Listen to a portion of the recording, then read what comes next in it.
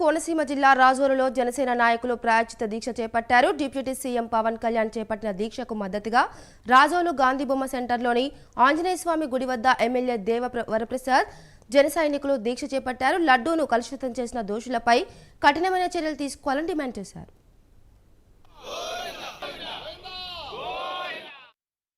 వ్యాప్తంగా ప్రతి ఒక్కరు కూడా నిరసన తెలియజేస్తూ ఉన్నారు.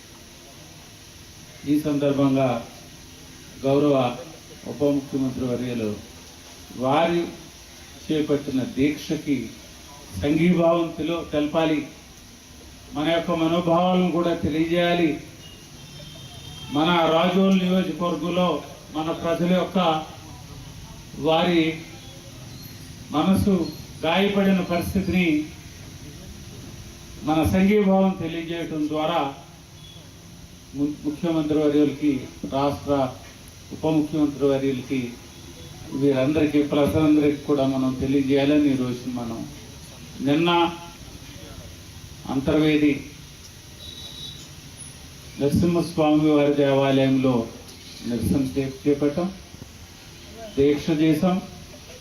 అలాగే ఈరోజు రాజుల్లో మరలా మనం దీక్ష చేపట్టడం జరిగింది. అందరి మనోభావాలను కూడా వారు చెప్తా ఉన్నారు, తెలియజేస్తూ ఉన్నారు. వారందరి మనోభావాల్ని ఈ రోజున ప్రతిబింబించేటట్టుగా మనం ఇక్కడ దీక్షను చేపట్టడం జరిగింది.